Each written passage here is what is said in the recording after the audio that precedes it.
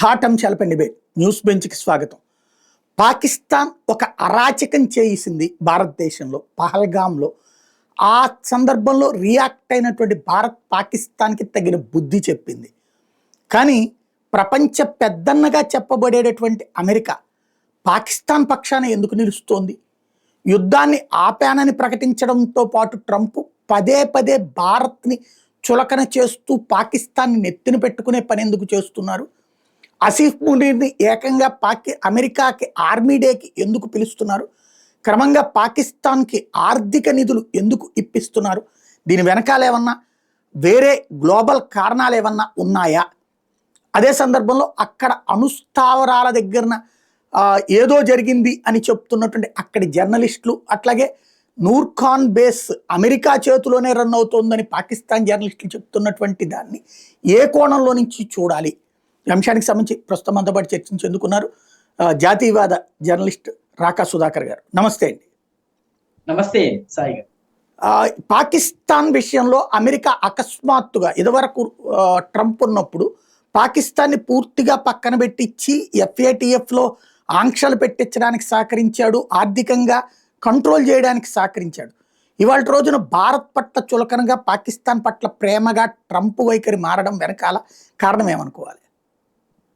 సాయి గారు, దీని వల్ల మనకి రెండు విషయాలు అర్థమవుతున్నాయండి. మొట్టమొదటిది, అమెరికాని ట్రంప్ ఒక్కడే పరిపాలించడు. ట్రంప్ దేశానికి అధ్యక్షుడు అవ్వచ్చును, అతను కన్జర్వేటివ్ పార్టీలోనూ మెజారిటీ కన్జర్వేటివ్ల భావాల కన్నా తీవ్రమైన భావాలు కలిగిన నాయకుడు, స్పష్టమైన అభిప్రాయాలు కలిగిన నాయకుడు అయినప్పటికీ ఆయనకు కూడా తెలియకుండా నిర్ణయాలు తీసుకుని వాటిని అమలుపరిచి కొన్ని వ్యవస్థల్ని ఏర్పాటు చేసే ఒక డీప్ స్టేట్, ఒక శక్తి ఏదో అమెరికాని నడిపిస్తుంది. ఎందుకంటే ఇది చాలా స్పష్టమవుతోంది. అసలు నూర్ఖాన్ బేస్ లో కానీ మిగతా చోట్ల కానీ పాకిస్తాన్కి సంబంధించిన అణ్వాయుధాల విషయంలో అమెరికా యొక్క భాగస్వామ్య ఎక్విప్మెంట్ అక్కడ ఉందన్నటువంటి విషయం ట్రంప్ కి బహుశా తెలిసి ఉండదు. లేకపోతే ముందు రోజు JD Vance అసలు భారత పాకిస్తాన్ల యుద్ధంతో మాకు సంబంధం లేదని 24 గంటలు కాకుండా ట్రంప్ రంగంలోకి దిగాల్సినటువంటి పరిస్థితి వస్తోంది. అంటే అక్కడ ప్రభుత్వాన్ని ట్రంప్ ఒక్కడే పరిపాలించటం లేదు. అమెరికాలో నిర్ణయాధికారం తీసుకునేటటువంటి అది CIA కావచ్చును, లేకపోతే అమెరికా యొక్క మిలిటరీ కావచ్చును, లేకపోతే ఇంకేదన్నా ఒక గ్రూప్ కావచ్చును. Trump is not the sole ruler of America అన్నది చాలా స్పష్టమవుతోంది. ఇది ట్రంప్కి ప్రమాద సంకేతం, ట్రంప్కి మాత్రమే ప్రమాద సంకేతం కాదు, యావత్ ప్రపంచ రాజకీయాలు కూడా ఒక పెద్ద ప్రమాద సంకేతం. అంటే అమెరికాలో ఎవరితో డీల్ చేయాలి? ట్రంప్తో డీల్ చేయాలా, CIAతో డీల్ చేయాలి? ఇది ఒక పెద్ద ప్రశ్న. అయితే రెండవ విషయం ఏంటంటే పాకిస్తాన్ యొక్క లొకేషన్ సాయి. ఇది మనము ఎప్పుడూ అర్థం చేసుకోవాలి. నేను కూడా గతంలో చాలాసార్లు పాకిస్తాన్ లొకేషన్ గురించి మాట్లాడి ఉన్నాను. పాకిస్తాన్ ల్యాండ్ లాక్డ్ కంట్రీ, కొద్దిగా కరాచీ దగ్గర సముద్రం ఓపెన్ అవుతుంది, కానీ పాకిస్తాన్ నుంచి మీకు ఒక 8-9 దేశాలకు వెళ్ళవచ్చు. పాకిస్తాన్ నుంచి చైనాకు వెళ్లే మార్గం ఉంది, నేరుగా కారకోరం హైవే ద్వారా వెళ్ళవచ్చును. అదేవిధంగా వఖాన్ కారిడార్, ఆఫ్ఘనిస్తాన్కి చెందినటువంటి వఖాన్ కారిడార్ ద్వారా ఆఫ్ఘనిస్తాన్ నేరుగా పాకిస్తాన్కు వెళ్ళవచ్చును. ఆఫ్ఘనిస్తాన్ చైనాలు ఉన్నాయి. అయితే వఖాన్ కారిడార్కి అత్యంత సమీపంగా ఉన్నది పాకిస్తాన్.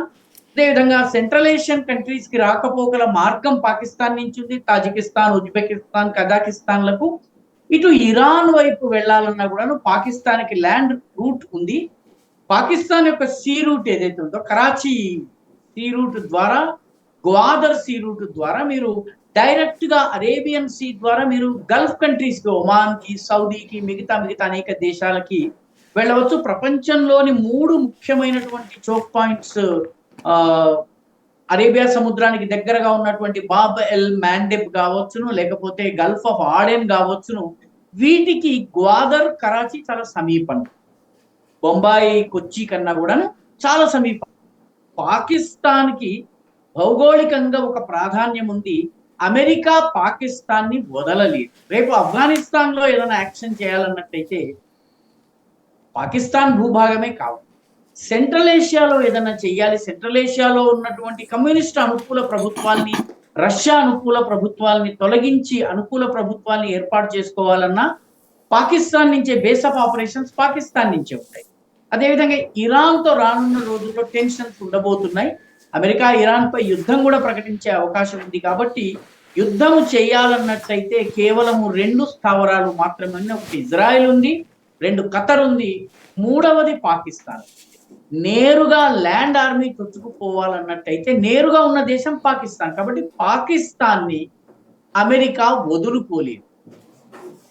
ఇటీవలి కాలంలో పాకిస్తాన్ లో ఉన్నటువంటి పాలక వర్గం కొద్దిగా చైనా వైపు మొగ్గు చూపింది. ఉదాహరణకి ఇమ్రాన్ ఖాన్ చాలా చైనా అనుకూల వైఖరిని అవలంబించారు. యుక్రెయిన్ యుద్ధ విషయంలో ఆయన రష్యా అనుకూల వైఖరి అవలంబించారు. రష్యా, చైనా, పాకిస్తాన్ ఒక ట్రయాంగిల్ ఏర్పాటు చేయాలన్నటువంటి లక్ష్యంతో ఇమ్రాన్ ఖాన్ పనిచేశారు. ఇమ్రాన్ ఖాన్ పోయిన తర్వాత ప్రస్తుతం ఉన్నటువంటి ఆసిమ్ మునీర్ ఆర్మీ చీఫ్, ఆయన కూడా ప్రో చైనా, చైనాతో ఉన్నటువంటి సిపెక్ కొనసాగాలి, చైనాతో ఉన్నటువంటి గ్వాదర్ అగ్రిమెంట్ కొనసాగాలి, చైనా పాకిస్తాన్ల మధ్య సయోధ్య ఉండాలి అన్నటువంటి ఆలోచన ఉన్నటువంటి వ్యక్తి. కాబట్టి పాకిస్తాన్ కి రేపు భవిష్యత్తులో చైనా పైన యుద్ధం చేయాలన్నట్టయితే భారత్ కనుక యుద్ధం చేయడానికి అంగీకరించకపోతే అమెరికా యుద్ధం మనం ఎందుకు చేయాలి అని మోదీ గనక అంటే అనే సూచనలు ఉన్నాయి. మోదీ చాలా దృఢమైన నాయకుడు. అందుకని పాకిస్తాన్ అవసరమైంది. కాబట్టి హఠాత్తుగా పాకిస్తాన్ కి లోన్లు రావడం కానీ, ఈ యుద్ధాన్ని ఆపించడంలో కానీ, పాకిస్తాన్ ని సరెండర్ గమ్మని తెల్లజెండా ఊపమని చెప్పడంలో కానీ, పాకిస్తాన్ లో పరమాణు పదార్థాల లీకేజ్, రేడియేషన్ లీకేజ్ని ఆపడం కానీ, పాకిస్తానీ సైన్యానికి కొత్త ఆయుధాలు ఇచ్చేటటువంటి విషయం కానీ, కొత్త లోన్స్ ఇచ్చే విషయం కానీ అమెరికా అత్యుత్సాహం ప్రకటించడం వెనుక దాని యొక్క జియో పొలిటికల్ లొకేషన్ ఒకటి కారణము. రానున్న రోజుల్లో పాకిస్తాన్, చైనా ఈ రెండింటిని పాకిస్తాన్ ద్వారా ఇటు ఇరాన్ని అటు చైనాని అరికట్టవచ్చును. 3వది ఎదుగుతున్నటువంటి విశ్వశక్తి అయిన భారత్ కి పగ్గాలు వేయాలన్నా కూడాను పాకిస్తాన్ ఉపయోగపడుతుంది. కాబట్టి చైనా అమెరికా చెప్పినట్టు మన పైన యుద్ధం చేయదు, మనము అమెరికా చెప్పినట్టు చైనా మీద యుద్ధం చేయం. కాబట్టి పాకిస్తాన్ని ఉపయోగించుకోవాలన్నటువంటి ఆలోచనలో భాగంగానే ఈ సహాయం వస్తోంది. అమెరికా హఠాత్తుగా పాకిస్తాన్ ప్రేమను చూపించటం కానీ, ఆసిమ్ మునీర్ ని చైనా నుంచి దూరం చేసే ప్రయత్నంలో భాగంగా పాకిస్తానీ ఆర్మీకి ఎక్కడ దెబ్బతిన్నారు అన్నటువంటి విశ్లేషణనిచ్చి నెమ్మదిగా వాళ్ళకి ఫ్యూచర్ కోర్స్ ఆఫ్ యాక్షన్ చెప్పేందుకు గాని ఆసిమ్ మునీర్ ని అమెరికాకి సంబంధించినటువంటి కీలక సైనిక సమావేశంలో పిలిచి ఉండవచ్చును అని మనం ఆలోచించవచ్చు. పాకిస్తాన్ యొక్క లొకేషన్ మరొక 50 సంవత్సరాల వరకు కూడాను పాకిస్తాన్ ఆ జాగ్రఫికల్ లొకేషన్ వల్ల ఒక 7-8 దేశాల్లో యుద్ధానికి కావలసిన లాంచ్ ప్యాడ్ గా పనిచేస్తుంది. అది ఉన్నంత వరకు పాకిస్తాన్కి అంతర్జాతీయంగా ఎంతో కొంత విలువ తగ్గుతుంది, కానీ అమెరికాకి దాని ఉపయోగం ఉంది. అది మనం అర్థం చేసుకోవాల్సిన అవసరం. రైట్. ఎందుకు భారత్తో అంటే సరే పాకిస్తాన్ని అలా జియోలాజికల్గా వాడుకోవచ్చు వాళ్ళ అవసరానికి, కానీ భారత్ని డౌన్ చెయ్యాలి అన్నటువంటి ఆలోచన ఎందుకు? పక్కన చైనాని చెడగొట్టాలనుకున్నప్పుడు, ఇదివరకు భారత్ని దెబ్బతీయాలనుకున్నప్పుడు, ఎందుకంటే రష్యాతో మనం ఉన్నాం కాబట్టి అప్పుడు భారత్ని దెబ్బతీయాలనుకున్నప్పుడు చైనాని ప్రోత్సహించింది, పాకిస్తాన్ని ప్రోత్సహించింది అంటే ఒక అర్థం ఉంది. ఇప్పుడు చైనాని కంట్రోల్ చేయగలిగినటువంటి శక్తి భారత్ దగ్గర ఉందన్నప్పుడు మనల్ని ప్రోత్సహించడం మానేసి ఉగ్రవాదాన్ని నెత్తిన పెట్టుకునే పాకిస్తాన్ని అంటే సరే ఇది జియోలాజికల్ అనుకున్నాం, మనల్ని ఎందుకు తొక్కాలనుకోవాలి? మనల్ని తొక్కాలి అని అనుకోవడానికి 3 ప్రధానమైనటువంటి కారణాలు ఉన్నాయి. మొట్టమొదటి ఏంటంటే, గతంలో లాగా ఈ దేశ నాయకత్వం అమెరికా చెప్పినంత మాత్రాన అడుగులకు మడుగులొత్తేటటువంటి ప్రభుత్వం కాదు. ఈ ప్రభుత్వం స్వనిర్ణయం తీసుకోగలదు. ఉదాహరణకి యుక్రెయిన్ యుద్ధ సమయంలో రష్యాని బ్లాకేడ్ చేశారు, కానీ రష్యా నుంచి ఆయిల్ ని అమెరికా వ్యతిరేకత ఉన్నప్పటికీ భారతదేశం కొనుగోలు చేసింది. కొనుగోలు చేయటమే కాదు, దాన్ని కొద్దిగా రీఫైన్ చేసి అమెరికా మిత్ర దేశాలైనటువంటి యూరోపియన్ దేశాలకు అన్నిటికీ ఎక్కువ ధర కమ్మింది. కాబట్టి అమెరికాని అక్కడ ధిక్కరించింది. రష్యా యుక్రెయిన్ యుద్ధ సమయంలో భారతదేశము ఓపెన్ గా రష్యాకి వ్యతిరేకం కాదు, అలాగని రష్యాని పూర్తిగా సమర్థించలేదు.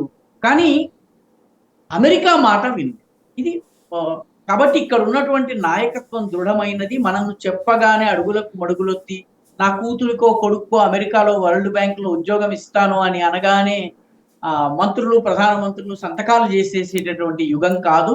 అమెరికాకి సంబంధించినటువంటి ఏజెంట్లు క్యాబినెట్ మీటింగుల్లో కూర్చుని ఇలా నిర్ణయం కావడం, అలాగా అమెరికాకి తెలియజేయటం, ఇవన్నీ కూడా ప్రస్తుతం సాధ్యం కాదు. ఇది అమెరికాకి ఉన్నటువంటి కోపానికి మూల కారణం. Modi is my friend, my good friend ఇవన్నీ అన్నప్పటికీ కూడాను Modi is a tough customer to deal with. ఇది ట్రంప్ పదే పదే చెప్పాడు. నెగోసియేషన్ లో నేను కింగ్ అని నేను భావిస్తాను, కానీ నన్ను కూడా మించినటువంటి నెగోషియేటర్ బేరసారాలు ఆడేవాడు నరేంద్ర మోదీ అని ఆయన గతంలో అనేక సార్లు చెప్పారు. ఇది మనకి పొగడతలాగా కనిపించవచ్చు, కానీ వాళ్ళ యొక్క ఫ్రస్ట్రేషన్ కూడా ఇది నిదర్శనం. ఇది మొదటి కారణం. రెండవ కారణం ఏంటంటే, భారతదేశము అమెరికా చెప్పింది కాబట్టి చైనా పైన యుద్ధం చేయడానికి సిద్ధంగా. ఎందుకంటే చైనా చాలా బలమైనటువంటి శక్తి, భారత్ కూడా ఎదుగుతున్నటువంటి బలమైనటువంటి శక్తి. ఈ రెండు దేశాల మధ్య యుద్ధం జరగడం వల్ల భారత్కి ఖచ్చితంగా నష్టం ఉంటుంది. ఆర్థిక అభివృద్ధి కుంటుపడిపోతుంది, ద్రవ్యోల్బణం పెరుగుతుంది, ఉపాధి అవకాశాలు పోతాయి, దేశంలో ఉన్న డబ్బులన్నీ యుద్ధానికి పెట్టవలసి వస్తుంది. పైగా ఆ సరిహద్దు చైనా సరిహద్దు భారత్కి అంత అనుకూలమైన సరిహద్దు కాదు. వాస్తవానికి ఒక సిక్కిం జోన్ మీకు వదిలిపెడితే మిగతా అన్ని జోన్స్ లో కూడా మనం వెనకబడి ఉన్నాం. మనం చైనా కన్నా కనీసం 40 సంవత్సరాలు వెనకబడి ఉన్నాం. కాబట్టి మనం యుద్ధం చేస్తే మనం చాలా తీవ్రంగా నష్టపోతాం. కాబట్టి నరేంద్ర మోదీ యుద్ధం చేయటం లేదు. కాబట్టి చైనాను కట్టడి చేసే విషయంలో భారత్ తనదైన ధోరణిని అవలంబిస్తోంది, తన బలాన్ని చూపించుకుంటోంది తప్ప అమెరికా అడుగులకు మడుగులొత్తటం లేదు. ఇది అమెరికా ఫ్రస్ట్రేషన్ కి రెండవ కారణం. క్వాడ్ ఏర్పాటు చేసింది, quadrilateral, democratic quadrilateral, Japan, India, Australia, America కలిపి చైనాను కట్టడి చేసేటటువంటి వ్యూహం కోసం భారత్ని దువ్వడానికి ప్రయత్నించింది. కానీ భారత్ అందులో అమెరికా తొత్తుగా వ్యవహరించడానికి ఇష్టపడటం లేదు. ఇది రెండవ కారణం. మూడవ ప్రధాన కారణం ఏంటంటే, ఈసారి యుద్ధంలో భారతదేశము ప్రదర్శించిన పాటవము, ఆయుధ పాటవం కానీ, వ్యూహాత్మక పాటవం కానీ, నిర్ణయాలు తీసుకోవడం కానీ, దీనిలో ఎక్కడ అమెరికాని కన్సల్ట్ లేదు. అమెరికన్ ఆయుధాలని తుత్తునియలు చేసింది. వాళ్ళ అవాక్స్ ధ్వంసమైనాయి, వాళ్ళ F-16s ధ్వంసమైనాయి, టర్కీకి చెందిన బెరెక్టార్ డ్రోన్స్ ధ్వంసమైనాయి, చైనాకి చెందినటువంటి విమానాలు కానీ, వాళ్ళ ఎయిర్ డిఫెన్స్ సిస్టమ్ కానీ ధ్వంసమైంది.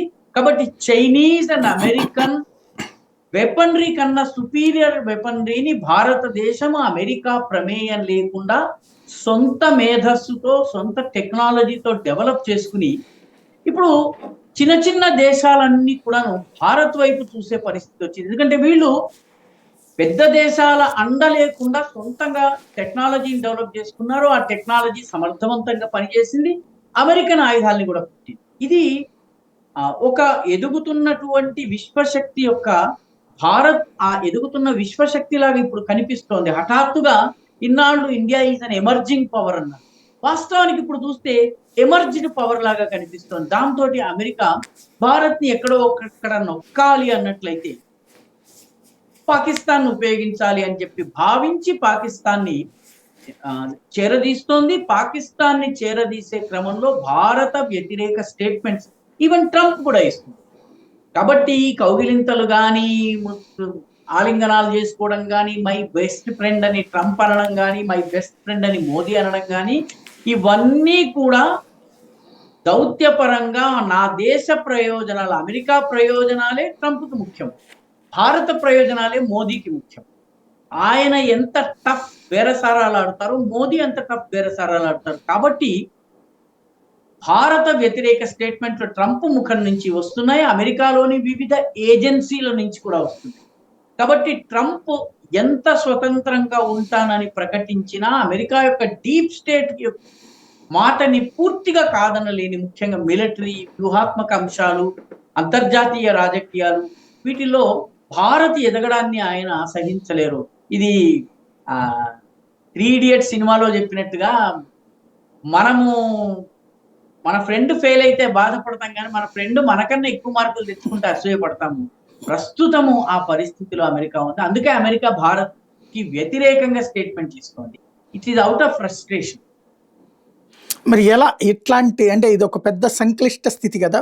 ఇంకో పక్కన పాకిస్తాన్‌కి కనుక అమెరికా అండ ఎప్పుడైతే లభిస్తదో, ఇక మళ్ళీ అసాంఘిక కార్యకలాపాలు విస్తృతం చేస్తుంది. అరాచకాలు చేయడానికి మళ్ళీ పాత తరహాలో మత ఘర్షణలు, అందులో ఇక్కడ ఆల్రెడీ స్లీపర్ సెల్స్ కనబడుతున్నారు మనకి. పెద్ద ఎత్తున దొరుకుతున్నారు. అదే సందర్భంలో మొన్న పహల్గామ్ లాంటి ఇష్యూస్ మళ్ళీ మళ్ళీ చేసే ప్రయత్నం చెయ్యదా? పాకిస్తాన్ కనీసము 6-7 సంవత్సరాల వరకు భారత్ మీద పెద్ద దాడికి పాల్పడకపోవచ్చును, ఉగ్రవాదాన్ని ప్రోత్సహించలేకపోవచ్చును. ఎందుకంటే పెహల్గాంలో తగిలినటువంటి దెబ్బకి పాకిస్తాన్కి కలిగినటువంటి నష్టం ఏదైతే ఉందో $7 బిలియన్. $7 బిలియన్.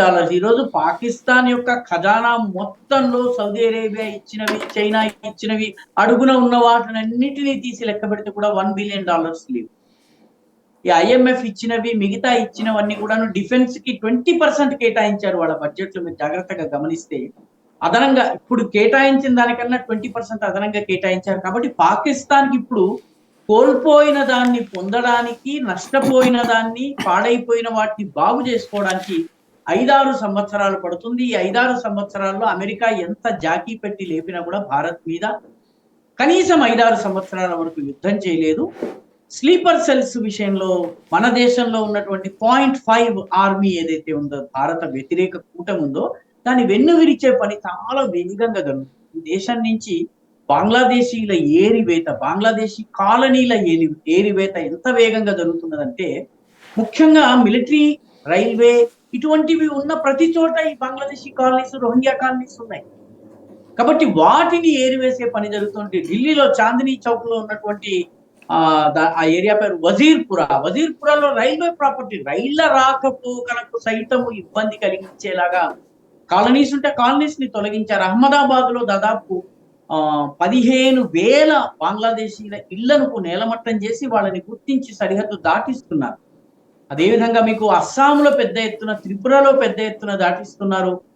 చాలా చోట్ల రాజస్థాన్ లో ఏరివేయడం జరుగుతుంది. కాబట్టి ఈ దేశంలో మత ఘర్షణలు జరగకుండా, ఇటువంటి విద్రోహ శక్తులు బాంబు దాడులు చేయకుండా నివారించేందుకు కావలసినటువంటి అంతర్గత భద్రతా ఏర్పాట్లు ఈ దేశంలో ఉన్నటువంటి మోదీ ప్రభుత్వము చెయ్యాలి, చేస్తోంది కూడా. అందులో భాగంగానే నక్సలైట్ల వెన్ను విరవడం జరిగింది. నక్సలైట్లు వాళ్ళకు ఒక 2 నెలలు 3 నెలల సమయం అయితే వానాకాలంలో దొరుకుతుంది. కానీ ఈ 2-3 నెలల్లో వాళ్ళు సంస్థాగతంగా బిల్డ్ చేసుకునే పరిస్థితి లేదు. దేశవ్యాప్తంగా కూడా మత కల్లోలాలను మీరు జాగ్రత్తగా గమనిస్తే సాయి గారు, 1970, 80, 90 వరకు కూడా మత కల్లోలాలు జరిగితే 3 రోజులు ఆ పైబడి ఉండేవి. మినిమం 3 రోజులు, ఆ పైకి 6 రోజులు, 7 రోజులు. హైదరాబాద్ లోనైతే ఒకసారి దాదాపు 52 రోజులు కర్ఫ్యూ ఉంది.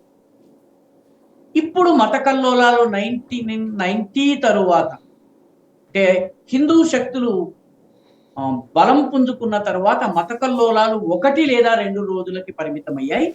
నరేంద్ర మోదీ ప్రభుత్వం 2014లో అధికారంలో వచ్చిన తర్వాత దేశవ్యాప్తంగా మీరు మత కల్లోలాలని, అది రాజస్థాన్ లో జరిగినవి కానీ, జార్ఖండ్ లో జరిగినవి కానీ, బెంగాల్లో జరిగినవి కానీ, మీకు మధ్యప్రదేశ్, ఛత్తీస్గఢ్, ఒరిస్సా, మిగతా యూపీలో, దక్షిణ భారతదేశంలోని మంగళూరు, బెంగళూరు ఎక్కడ జరిగినవైనా మీరు లెక్క తీసి చూస్తే ఒక పూటను మించి మత కల్లోలాలు జరగడం. ఒక పూటకి తగ్గిపోయినాయి. 3 days అండ్ అబౌవ్ నుంచి హాఫ్ డేకి మత కల్లోలాలు. పొద్దున మొదలవుతాయి, 11 గంటలకు మొదలవుతాయి, 3 గంటలు 4 గంటలకల్లా అరికట్టేస్తున్న. ఆఖరికి ముస్లింలు పూర్తి మెజారిటీలో ఉన్నటువంటి హర్యానాలోని నూలో కూడా, నూ జిల్లాలో ముస్లిం మెజారిటీ 95% మెజారిటీ ఉంది. మేవాటి ముస్లిమ్స్ ఉంటారు. ఈ మేవాటి ముస్లిమ్స్ ఉన్నటువంటి చోట కూడా ఒక పూటే కమ్యూనల్ రైట్స్, అంటే కమ్యూనల్ రైట్స్ చేసేటటువంటి సామర్థ్యము తగ్గుతున్నది. ఎందుకంటే కమ్యూనల్ రైట్స్ చేసిన తర్వాత ప్రభుత్వాల యాక్షన్ ని తట్టుకునే శక్తి లేదు. గతంలో తూకం వేసినట్టు ఇక్కడ 50 మంది ముస్లింలను అరెస్ట్ చేస్తే 100 మంది హిందువులను అరెస్ట్ చేయటము, అవసరం ఉన్నా లేకున్నా హిందువుల్ని కూడా జైల్లో పెట్టి బెయిల్ ఇవ్వకపోవడము, ఇవన్నీ జరిగాయి. ఇప్పుడు అది మారింది. ఈ పరిస్థితి మారేసరికి మత కల్లోలాలు చేయాలన్నటువంటి శక్తులు కూడా పాకిస్తాన్ వాళ్ళకి ఇంజెక్షన్ ఇచ్చినా కూడా అల్లరి చేస్తే వచ్చే పరిణామాల్ని మనమే ఎదుర్కోవలసి ఉంటుందన్నది తెలుసు. కాబట్టి పాకిస్తాన్ రాబోయే 5 సంవత్సరాల వరకు పెద్దగా ఏం చేస్తుందని నేను అనుకోను. ఏదన్నా చేయాలని అనుకుంటే నెల 2 నెలల్లో మళ్ళీ ఒకసారి యుద్ధం ప్రకటించవచ్చు నేరుగా. అంతేగాని పహల్గాం వంటివి గాని, బొంబాయి దాడుల వంటివి గాని కనీసం 4, 5 సంవత్సరాల వరకు పెద్ద ఎత్తున జరిగే అవకాశం లేదు. స్లీపర్ సెల్స్ ప్రయత్నం చేయవచ్చును కానీ స్లీపర్ సెల్స్‌ని మన ఇంటెలిజెన్స్ ఏజెన్సీలు చాలా లోతుగా ఇన్ఫిల్ట్రేట్ చేసున్నాయి. వాళ్ళ యొక్క ప్రతి కదలిక ముందే తెలుస్తున్నది. పర్యవసానంగా ఈ ఇది జరుగుతుందని నేను అనుకోను. అమెరికా భారత వ్యతిరేక ధోరణిని అవలంబిస్తుంది. మరికొంత కాలం ఉంటుంది. కానీ అమెరికా రానున్న రోజుల్లో బేరసారాలు చేయాలన్నట్టయితే 140 కోట్ల ప్రజానీకం ఉన్నటువంటి దేశంతో వ్యాపారం చేస్తుందా? 24 కోట్ల ఉండి కూడా కొనుగోలు శక్తి లేని పాకిస్తాన్‌తో చేస్తుందా? Ultimately America is a business country. Business based country కాబట్టి రాబోయే రోజుల్లో ఎక్కువ కాలం భారత వ్యతిరేకతని అమెరికా పాటించలేదు. అమెరికాలో ఉన్నటువంటి సాఫ్ట్‌వేర్ పరిశ్రమలు గాని, అమెరికాలో ఉన్నటువంటి మిగతా కన్స్యూమర్ ఉత్పత్తిదారులు గాని వీళ్ళ యొక్క ఒత్తిడి ఖచ్చితంగా ఉండబోతుంది. ఎక్కువ కాలము ట్రంప్ భారత వ్యతిరేక ధోరణిని అవలంబించలేడు. ఎందుకంటే ఆయనని చైనాని కంటైన్ చేయాలన్నట్టే. ఏ రోజైనా కూడాను చైనాని కంటైన్ చేయాలన్నట్టయితే భారత్ అవసరం ఉంది. ఇప్పుడు వియత్నాంని, ఇండోనేషియాని, లేకపోతే బ్రూనైని, లేకపోతే కంబోడియాని, ఇటువంటి దేశాలని, ఫిలిప్పీన్స్‌ని ఉపయోగించి చైనాతో యుద్ధం చేయలేరు. చైనాతో యుద్ధం చేయాలన్నట్టయితే భారత్ సహకారము లేకుండా అది జరగదు కాబట్టి ఎక్కువ కాలము ట్రంప్ భారత వ్యతిరేకతను అమెరికా ట్రంప్ అని నేనను ఎక్కువ కాలము భారత వ్యతిరేకతను పాటించలేదు.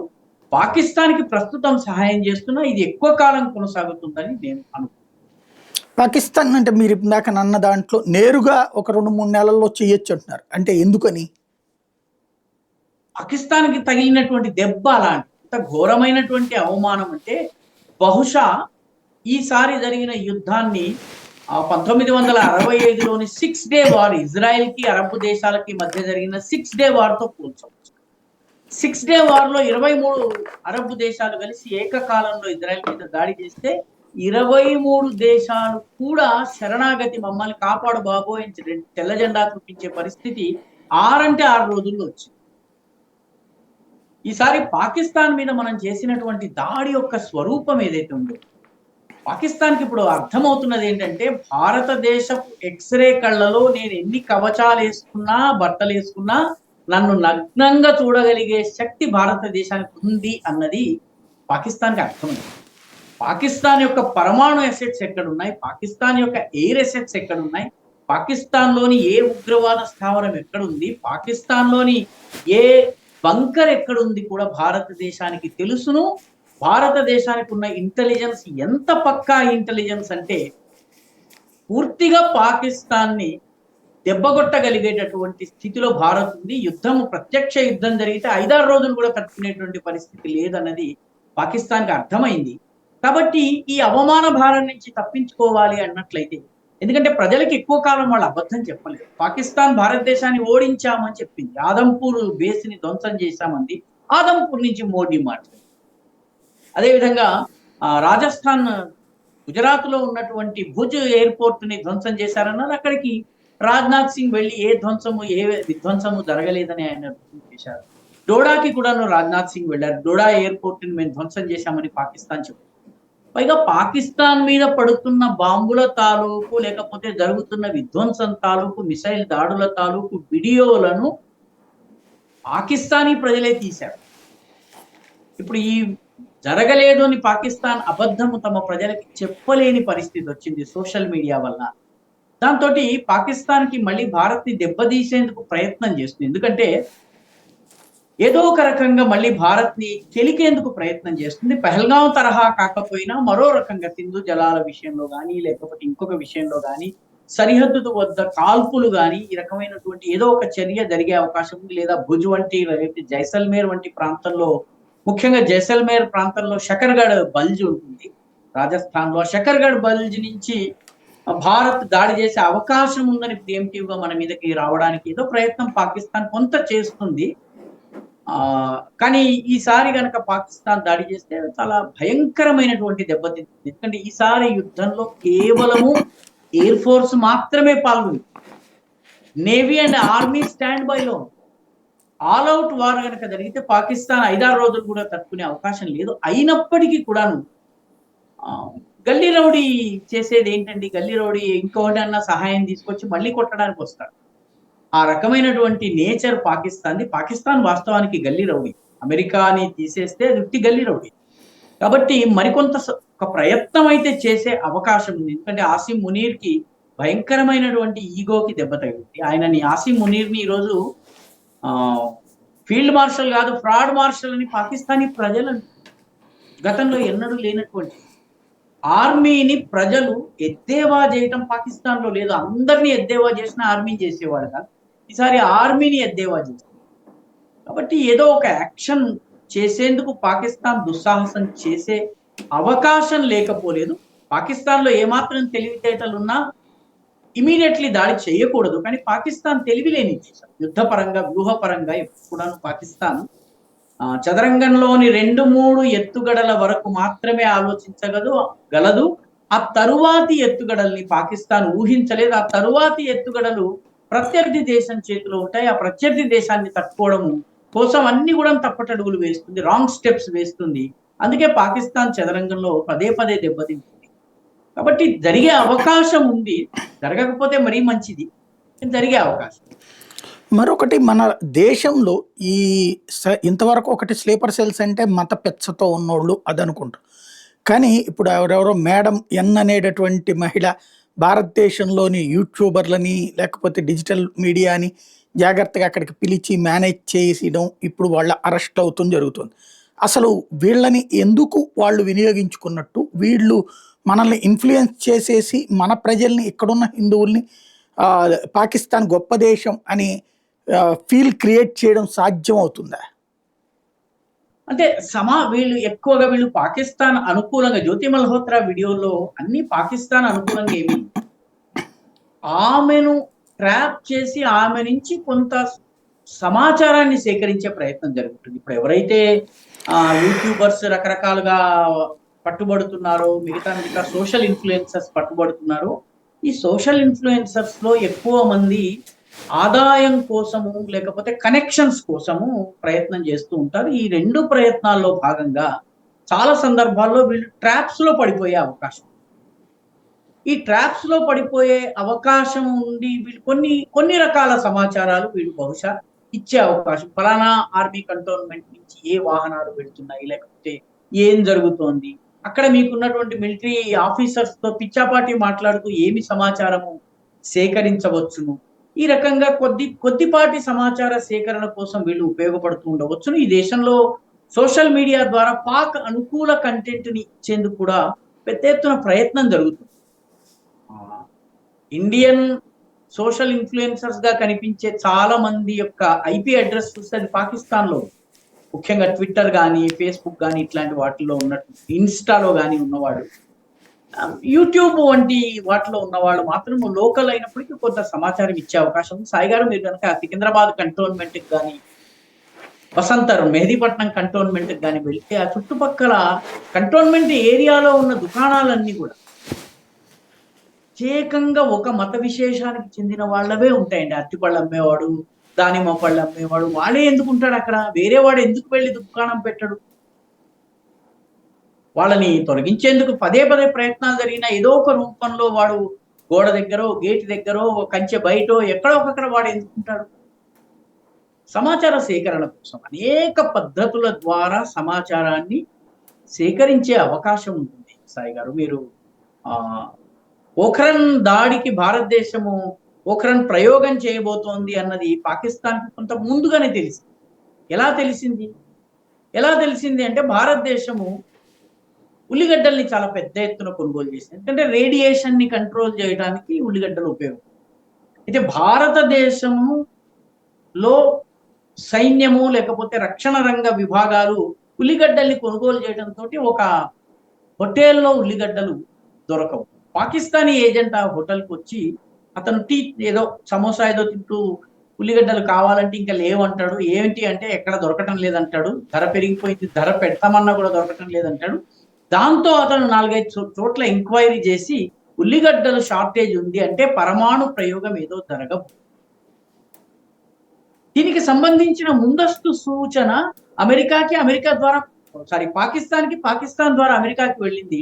అందుకే అమెరికా యొక్క శాటిలైట్లు నిఘా వేసి భారత్ మీద ఉన్నప్పటికీ కూడాను అమెరికాని మోసం చేసి మనము పోఖరన్ చేయగలిగాం. పోఖరన్ ఇదంతా జరుగుతుంది అన్నది అమెరికా యొక్క అతిపెద్ద ఇంటెలిజెన్స్ ఫెయిల్యూర్ లో అదొకటి. కాబట్టి ఇటువంటి వాళ్ళని ఉపయోగించుకోవడంలో మనము అనుమానపడనక్కర్లేదు. విషయం వచ్చింది కాబట్టి ఈ సోషల్ మీడియా ఇన్ఫ్లుయెన్సర్స్ ఆదాయం కోసము షార్ట్ కట్స్ ని అవలంబించే ప్రక్రియ చాలా పెరిగింది సార్. ఎందుకంటే రెస్పాన్సిబుల్ జర్నలిజం నుంచి ఈ సోషల్ మీడియాలో ఎటువంటి కంట్రోల్ లేనటువంటి జర్నలిజం రావడం కూడా ఒక ప్రమాదకరం. మన తెలుగునాట కూడా ప్రస్తుతము ఈ తరహా బిజినెస్ ప్రమోషన్ సంబంధించి చాలా పెద్ద వివాదం నడుస్తుంది, మీకు కూడా తెలుసు. అటువంటివి ఈ సోషల్ మీడియా ఇన్ఫ్లుయెన్సర్స్ ని 1,00,000కో 2,00,000కో నెలకి 1,00,000 ఇస్తానంటేనో 2,00,000 ఇస్తానంటేనో పాకిస్తాన్ ఎంబసీలో పార్టీకి పిలుస్తానంటేనో ఇండోనేషియా ట్రిప్ స్పాన్సర్ చేస్తానంటేనో లొంగిపోవడము నేనే దేశభక్తుడిని దేశభక్తురాల్ని అనుకుంటూ కూడా తెలియక ట్రాప్ లో డబ్బు కోసం పడే అవకాశం ఉంటుంది సాయి గారు. జవాన్లు పడుతున్నారు, సరిహద్దు ప్రాంతాల్లో జవాన్లు పడుతున్నారు, ఆఫీసర్ లెవెల్లో హనీ ట్రాప్ కి బలవుతున్నారు. ఫేస్బుక్ లో అమ్మాయి పరిచయం అయ్యి ఆర్మీలో ఉన్న వాళ్ళకి ఫేస్బుక్ లో మహిళలతో మాట్లాడకూడదు అన్నటువంటి అనఫీషియల్ నియమం ఉంది.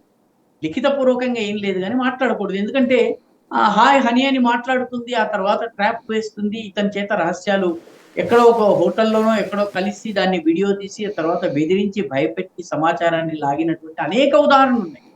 బిఎస్ఎఫ్ కానీ లేకపోతే మన ఆర్మీకి సంబంధించినటువంటి అనేక మంది జవాన్లు గత 7-8 సంవత్సరాల్లో ఇటువంటి ఫేస్బుక్ రిలేటెడ్ హనీ ట్రాప్ కి గురయ్యారు. కాబట్టి కొంత సమాచారాన్ని, ఆర్మీ మూవ్మెంట్ ని, వెపన్ మూవ్మెంట్ ని, రాబోయే ప్రయోగాలకు సంబంధించిన సమాచారాన్ని పాకిస్తాన్ సేకరించగలిగే అవకాశం ఉంది. కాబట్టి మనం యూట్యూబర్లు కానీ మిగతా ఇన్ఫ్లుయెన్సర్స్ కానీ డబ్బు కోసం ప్రయత్నించడం వరకు ఓకే, కానీ ట్రాప్ ఏది ట్రాప్ కాదన్న విషయంలో వాళ్ళు తెలుసుకోవాల్సిన అవసరం ఉంది. ఒకటి, ప్రభుత్వం తరఫు నుంచి కూడా ఒక ఏజెన్సీని, ఒక సెన్సిటైజేషన్ ఏజెన్సీని ఏదన్నా తయారు చేయాలని నాకు అనిపిస్తోంది సాయి. రైట్. ఫైనల్గా ఒకటి చెప్పండి, భారతదేశానికి ఇప్పుడు పెద్ద సవాళ్ళు, పక్కన చైనానేమో మన సరిహద్దులది సరే అది అక్కడ ఆగినా సరే ఏదో ఒక ఇబ్బంది పెడతానే ఉంటుంది. ఇటు పాకిస్తాన్ ఒకవైపు, అంతర్జాతీయంగా చూసుకుంటే అమెరికా ఇప్పుడు ప్రెషరు, వీటన్నిటిని తట్టుకోగలిగినటువంటి శక్తి ఉందా? దాంతోపాటుగా ఇప్పుడు ఈ జరుగుతున్న పరిణామాల వలన ఇక్కడ మన మీదన పడే ఇన్ఫ్లుయెన్స్ కారణంగా మోడీ సర్కార్ మీద ప్రజల్లో నెగిటివ్ తీసుకురావడానికి ఆల్రెడీ ప్రయత్నాలు చేస్తున్నటువంటి మోడీ వ్యతిరేక శక్తులకి అది ఊతమిస్తే రేపు అది మోడీ ప్రభుత్వాన్ని దించడం, తద్వారా వాళ్ళ వ్యూహం ఫలించినట్టు అవ్వదా? సాయి గారు, మోదీ ప్రభుత్వాన్ని పడగొట్టే ప్రయత్నాలు 2019 నుంచి వరుసగా జరుగుతూనే ఉన్నాయి. షాహీన్ బాగ్ అల్లర్లు కావచ్చును, రైతు చట్టాల వ్యతిరేక పోరాటం కావచ్చును, ఆ తర్వాత మిగతా అనేక రూపాల్లో జరిగినటువంటి ప్రజా ఉద్యమాల ముసుగులో జరిగినటువంటి ప్రయత్నాలన్నీ కూడాను రెజిమ్ చేంజ్ ఆపరేషన్సే. వీటి వెనక స్వచ్ఛంద సంస్థలు, అమెరికా నుంచి డబ్బులు వచ్చేటటువంటి వివిధ విదేశీ ఏజెన్సీ నుంచి డబ్బు తెచ్చుకునే స్వచ్ఛంద సంస్థలు ఉన్నాయి. అవి పనిచేస్తూ వస్తున్నాయన్నది తెలుసు. ప్రభుత్వం FCRAని కూడా చాలా సమర్థవంతంగా కంట్రోల్ చేసింది. ఫారిన్ కాంట్రిబ్యూషన్ రెగ్యులేషన్ యాక్ట్ ని చాలా సమర్థవంతంగా కంట్రోల్ చేసిన పర్యవసానంగా స్వచ్ఛంద సంస్థలకు కూడాను ఆక్సిజన్ సప్లై ఆగింది. వాటిని మళ్ళీ లేపేందుకు ఒక ప్రయత్నము 2024 ఎలక్షన్స్ కు ముందు కర్ణాటక ఎన్నికల సమయంలో భారత్ జోడో యాత్రలో కూడా కొంత స్వచ్ఛంద సంస్థల నాయకులు, హర్షమందర్ కావచ్చును, లేకపోతే రాజశేఖర్ శెట్టి కుమారుడు కావచ్చు, ఇటువంటి వీళ్ళందరూ కూడాను మన రాష్ట్రంలో కూడాను కొన్ని స్వచ్ఛంద సంస్థలు ఫలానా సెజ్ వ్యతిరేక, ఫలానా చట్టాల వ్యతిరేక ఇటువంటి సంస్థలు పనిచేసాయి. మాజీ మావోయిస్టు సానుభూతి పరులందరూ కూడా భారత్ జోడో ఉద్యమంలో ప్రత్యక్షంగా పరోక్షంగా పనిచేశారు. ఎద్దెల్లు కర్ణాటకలో పనిచేసినటువంటి అన్ని కూడాను స్వచ్ఛంద సంస్థలు, లెఫ్ట్ లిబరల్ ఆలోచనలు కలిగిన మన దేశంలో కూడాను కాంగ్రెస్ ఎన్నికల సమయంలో ఇటువంటి సంస్థలు అనేకం పనిచేశాయి. ఈరోజు ఇక్కడ ఉన్నటువంటి రాష్ట్ర ప్రభుత్వం మావోయిస్టు అనుకూల స్టేట్మెంట్లు ఇవ్వడానికి ప్రధాన కారణాల్లో ఒకటి, ఎన్నికల్లో గెలవడానికి వాళ్ళ అనుకూల వర్గాల నుంచి వీళ్ళు మద్దతు తీసుకున్నారు, యాక్సెస్ని ఇచ్చారు. కాబట్టి ఈ ప్రయత్నాలు కొత్తవి కావు సాయి గారు. అయితే ఈ ప్రయత్నాలు ఫలించటం లేదు, విపక్షాలు సరిపోవు అన్నటువంటి విషయము రుజువైంది. 2024 ఎన్నికల్లో చాలా గట్టి ప్రయత్నం జరిగింది. అందుకే 2303 సీట్ల నుంచి 240కి బీజేపీ పడింది. కానీ ప్రభుత్వం ఏర్పాటు చేయడాన్ని ఆపలేకపోయింది. ప్రభుత్వం ఏర్పాటు చేయడానికి కావాల్సిన నంబర్స్ ఇటువైపు బీజేపీవి తగ్గిన మాట ఎంత వాస్తవమో వీళ్ళ నంబర్లు ఆ మేరకు పెరగలేదన్నది, ప్రభుత్వం ఏర్పాటు చేయాల్సినంత పెరగలేదన్నది. కాబట్టి రెజీమ్ చేంజ్ ఆపరేషన్స్ ప్రయత్నాలు చేస్తున్నప్పటికీ అవి సఫలీకృతం అవ్వవు. ఇది మొట్టమొదటి అంశం మనం గుర్తుంచుకోవాల్సింది. ఎందుకంటే ఆ తర్వాత హర్యానా, తర్వాత జమ్మూ కాశ్మీర్, మహారాష్ట్ర ఇటువంటి ఎన్నికలు ఏవైతే ఛత్తీస్గఢ్ ఈ ఎన్నికలు ఏవైతే జరిగినాయో ఎన్నికల్లో వచ్చిన ఫలితాలు పూర్తిగా జాతీయవాద శక్తులకి అనుకూలంగా వచ్చినాయి, ప్రభుత్వం పక్షానికి చాలా అనుకూలంగా వచ్చినాయి. కాబట్టి ఒక రకంగా రెజీమ్ చేంజ్ కానీ రాజకీయ పార్టీలు కానీ పెద్దగా చేయగలిగే స్థితుల్లో లేవు. ఇండి కూటమిని మీరు జాగ్రత్తగా గమనిస్తే సాయి గారు, 2024 ఎన్నికలకు ముందు ఎంత ఆర్భాటం చేసిందో ఇండి కూటమి మీటింగ్ జరగదు. ఏడాది ప్రభుత్వం పూర్తయింది, ఇండి కూటమి మీటింగ్ పెట్టలేకపోయింది. ఇండి కూటమి నుంచి ఇప్పుడు ఆపు దూరం. ఎందుకంటే వాళ్ళకి అధికారం ఉన్న ఏకైక రాష్ట్రంలో ప్రధాన ప్రత్యర్థి, పంజాబ్లో ప్రధాన ప్రత్యర్థి కాంగ్రెస్. కాబట్టి ఆమ్ ఆద్మీ పార్టీ బెంగాల్లో పోటీ చేయబోతోంది, బీహార్లో కాంగ్రెస్ కి వ్యతిరేకంగా పోటీ చేయబోతుంది. మీకు మిగతా నేషనలిస్ట్ కాంగ్రెస్ పార్టీ ఎటువైపు ఉందో ఈరోజు అర్థం కానటువంటి పరిస్థితి. మమతా బెనర్జీ కాంగ్రెస్ కి ఒక అంగుళం కూడా స్పేస్ ఇవ్వడం లేదు. అదే రకమైనటువంటి పరిస్థితి మీకు బీహార్లో లాలూ ప్రసాద్, అదేవిధంగా అఖిలేష్ యాదవ్ ఉన్నారు. నేషనల్ కాన్ఫరెన్స్ కాంగ్రెస్ ని ప్రభుత్వం నుంచి దూరంలో పెట్టి. కాబట్టి ఇవన్నీ గనక గమనిస్తే స్పష్టంగా అర్థమయ్యేది ఏంటంటే విపక్షము ఈ ప్రభుత్వాన్ని పడదోయగలిగే స్థితిలో లేదు. భారతీయ జనతా పార్టీ కూటమి ఏదైతే ఉందో కూటమి ఎన్నికల 2024 ఎన్నికల తర్వాత బలోపేతం.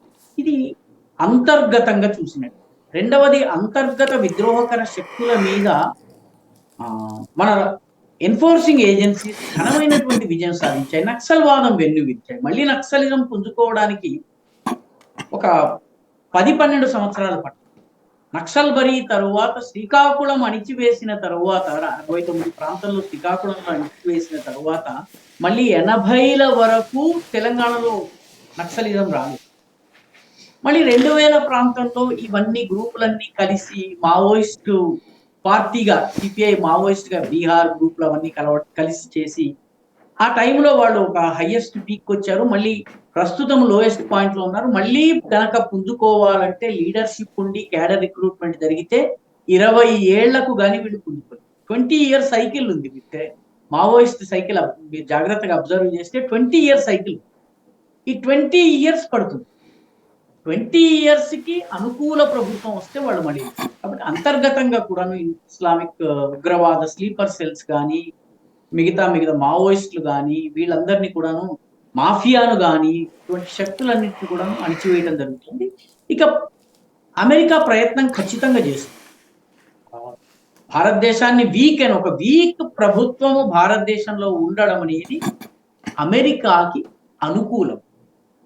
ప్రభుత్వము వీక్ గా ఉన్నట్లయితే మీకు దేవగౌడ ప్రభుత్వం కానీ, ఆ తర్వాత వచ్చినటువంటి ప్రభుత్వం చంద్రశేఖర్ ప్రభుత్వం కానీ, ఆ తర్వాత వచ్చినటువంటి కూటమి ప్రభుత్వాలు కానీ, అటల్ బిహారీ వాజ్పేయి ప్రభుత్వం కూడా అనేక పరిమితుల మధ్య పనిచేయవలసి వచ్చింది. మెజారిటీ లేని కారణంగా చాలా పరిమితుల మధ్య పనిచేయాల్సి వచ్చింది. కాబట్టి మీకు last 25-30 years of Indian politics లో బలహీన ప్రభుత్వాలు ఉన్నందువల్ల బలహీన ప్రభుత్వాలు అమెరికాకి చాలా అనుకూలం. కాబట్టి ఆ స్థితి తేవడానికి అంతర్జాతీయ ప్రయత్నాలు జరుగుతాయి. పాకిస్తాన్ నుంచి, బంగ్లాదేశ్ నుంచి జరుగుతాయి. మిగతా టర్కీ కానీ, అజర్బైజాన్ కానీ, అమెరికా కానీ, మీకు చైనా కానీ ప్రయత్నాలు అయితే చేస్తాయి. కానీ చైనా ఒకటి గుర్తించింది, భారతదేశం ఈజ్ నో పుష్ ఓవర్. దీన్ని ఇంకా తోసి ఏదో చేయొచ్చు, బుల్డోజ్ చేయొచ్చు అన్నది సాధ్యం కాదన్న విషయం చైనా కూడా అర్థమైంది. చైనా ఆర్థిక పరిస్థితి బాగాలేదు కాబట్టి చైనా కూడా ఇమీడియట్లీ యుద్ధానికి వచ్చేటటువంటి పరిస్థితి లేదు. కాబట్టి వీటన్నిటినీ ప్రభుత్వము ఇప్పుడున్నటువంటి దృఢమైన నాయకత్వం కాబట్టి తట్టుకోగలుగుతుంది. ప్రభుత్వాన్ని కూలదోసి పడదోసేటటువంటి పరిస్థితి లేదు. దీన్ని ఓడించి ఇంకో పార్టీ అధికారంలోకి వచ్చేటటువంటి పరిస్థితి కనీసం 2026 వరకు అయితే ఇదే ప్రభుత్వం ఉండబోతుంది. 29 వరకు ఇదే ప్రభుత్వం ఉండబోతుంది. అంత లోపల ట్రంప్ మారిపోతారు. తమాషా ఏంటంటే మోదీ ప్రధానమంత్రి అయి ఆయన 2029 వరకు కొనసాగితే ఈరోజు ప్రపంచ రాజకీయాల్లో విధాన నిర్ణేతలుగా అత్యున్నత స్థానాల్లో ఉన్నటువంటి అనేక మంది నాయకులు ఇళ్ళకి వెళ్ళిపోతారు. వాళ్ళు కొందరు రిటైర్ అయిపోతారు, కొందరు ఎన్నికల్లో ఓడిపోతారు, కొందరు వెనక్కి వెళ్తారు. ఈయన 2029 వరకు ఉండబోతుంది. 29 ఎన్నికలు కనుక జరిగితే మళ్ళీ 34 వరకు ఆయన ప్రభుత్వం, ఆయన పార్టీ ప్రభుత్వం. ఆయన ఉంటారా, ఆయన పార్టీ ఉంటుందా, అది అప్పటి సంగతి.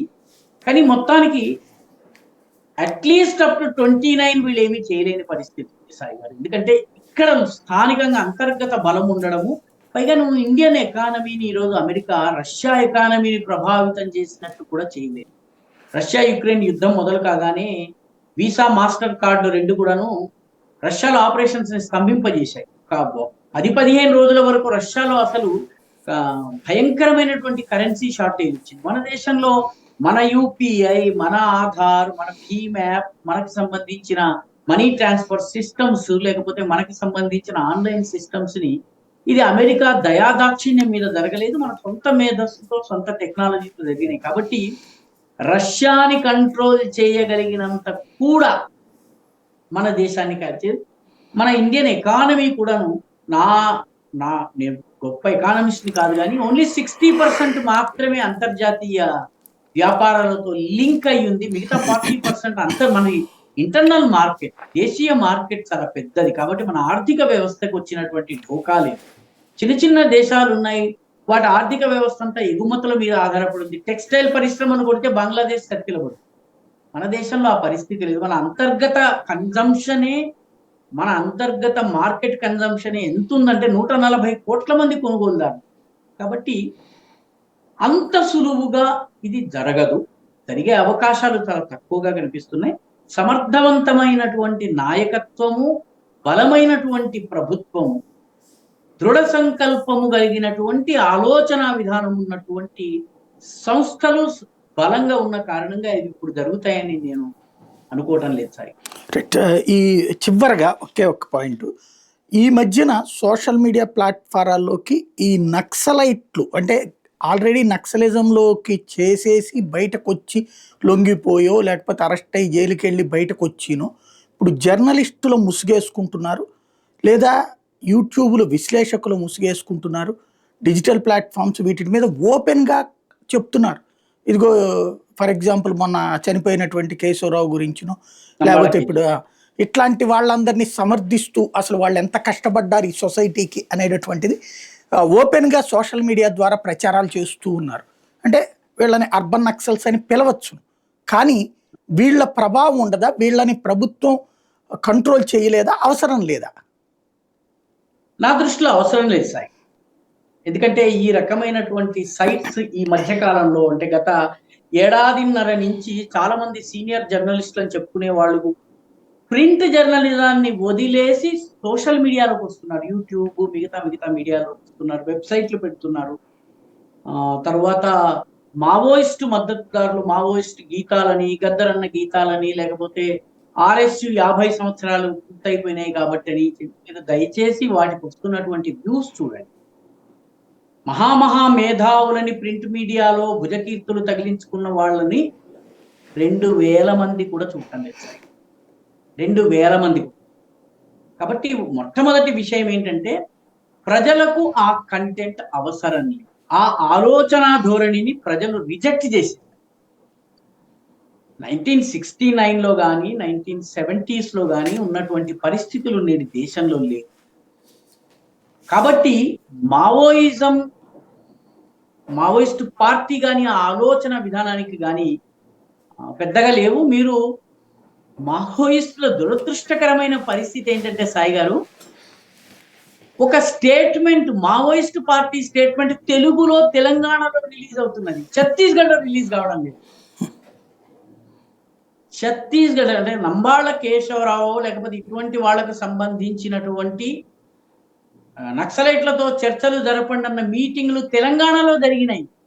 ఆంధ్రలో కూడా జరగలేదు, ఛత్తీస్గఢ్లో జరగలేదు, ఒరిస్సాలో జరగలేదు.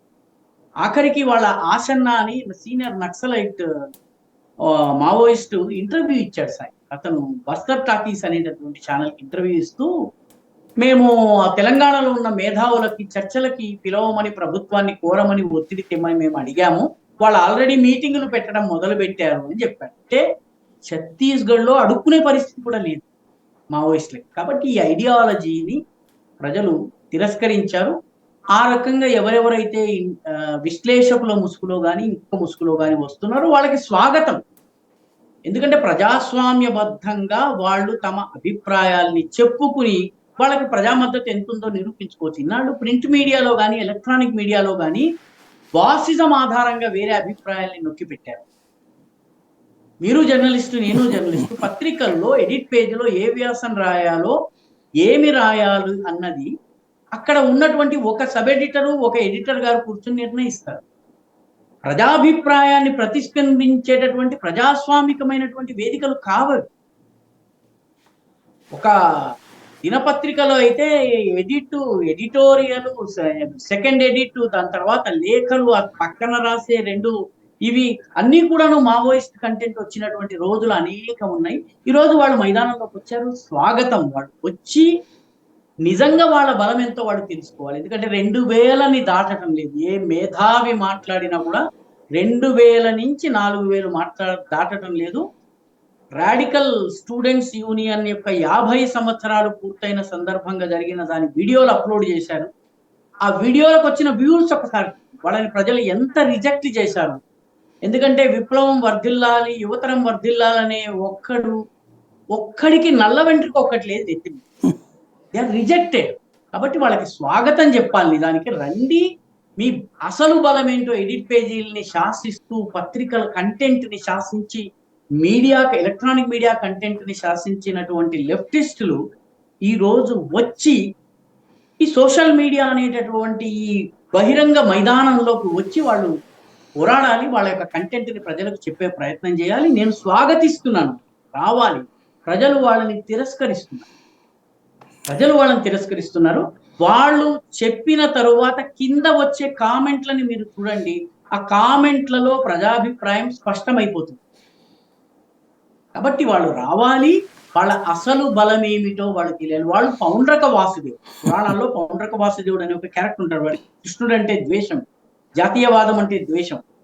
వాడు కృష్ణుడి దగ్గర ఇంత చక్రం ఉంది కాబట్టి నేను రాతితో ఇంత చక్రం చేయించు, కృష్ణుడి దగ్గర గద ఉంది కాబట్టి ఈ రాతితో ఇంత పెద్ద గద చేయించుకున్నారు. ఈ కమ్యూనిస్టు, మావోయిస్టు, జర్నలిస్టులు ఎవరైతే ఉన్నారో వాళ్ళందరూ పౌండ్రక వాసులు.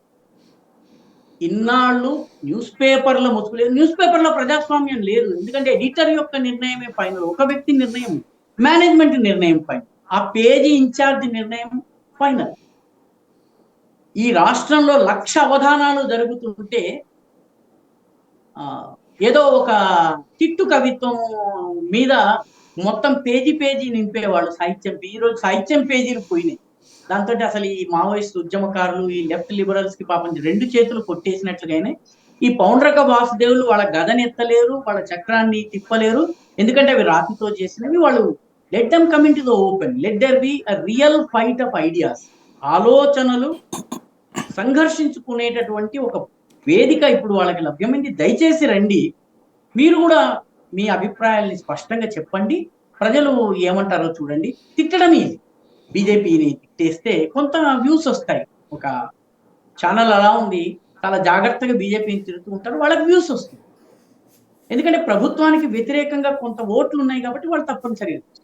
నేనేం చేస్తున్నానో చెప్పుకోనమనండి, వాళ్ళ ఆలోచనలు చెప్పమనండి. 2000కి మించి నంబాళ్ల కేశవరావు యొక్క శ్రద్ధాంజలి సభ మీద జరిగినటువంటివి, అందులో ఒక యూనివర్సిటీ వైస్ ఛాన్సలర్ గారు, ఒక పత్రికా సంపాదకులు, వీళ్ళందరూ ప్రసంగిస్తే వచ్చిన వ్యూస్ చదవ, ఎన్ని వ్యూస్ వచ్చినాయి చూడండి. కాబట్టి వాళ్ళని నేను స్వాగతిస్తున్నాను. దయచేసి రండి, let there be an open debate. మీ ఐడియాలజీ మీరు చెప్పండి, మిగతా ఐడియాలజీలతో కంపేర్ చేయండి, ప్రజలని నిర్ణయించండి. ఎందుకంటే ప్రజలు అంతిమ నిర్ణయం ప్రజల్ని కదా. వీళ్ళు చెప్తున్నటువంటి ప్రజా పోరాటం చేస్తున్నాము, ప్రజల పక్షాన ఉన్నాము అంటున్నారు. 2000 మంది కూడా ఎందుకు చూడటం లేదు? రైట్. నక్సల్ శాంతి చర్చలు జరపాలన్న మేధావితోటి ఒక ఛానల్ ఇంటర్వ్యూ చేస్తే 2000 వ్యూస్ రాలేదు సార్. 2000 వ్యూస్ రాలేదు. కాబట్టి లెట్ దెమ్ కమ్, వాళ్ళని మనం స్వాగతించాలి. వాళ్ళ అభిప్రాయాల్ని కల్తీ లేకుండా నిరభ్యంతరంగా నిర్మోహమాటంగా పూర్తిగా చెప్పని ప్రజలు నిర్ణయిస్తారు. వాళ్ళ ఐడియాలజీ కాలం చెల్లిపోయింది. ప్రస్తుతము అక్కడ లెనిన్ శవం లాగా అది కుళ్ళిపోయినా కూడా పైన ఏదో చేసి పెట్టి ఉంచారు. లెనిన్ది ఏదైతే ఉందో, వాజ్పేయి చాలా ఫేమస్ గా ఒక మాట అన్నారు. మొట్టమొదటిసారి రష్యాకి వెళ్ళినప్పుడు వాజ్పేయి ఒక కవిత రాశారు. ఆ కవితలో ఆయన చాలా అద్భుతమైన పదజాలాన్ని ప్రయోగించారు. రష్యాలో దేవుడు లేడంటారు. శివకా వర్జన్, శివుణ్ణి వాళ్ళు వర్జించారు. శవకా పూజన్, ఈ శవాన్ని పూజిస్తున్నారు వాళ్ళు అని చెప్పి వాజ్పేయి చాలా అద్భుతమైన కవిత రాశారు. హిందీలో రాశారు. శివకా వర్జన్ శవకా పూజన్ కహూ విసంగతి యా రూపాంతర్ అని చెప్పి ఆయన కవిత్వం రాస్తారు.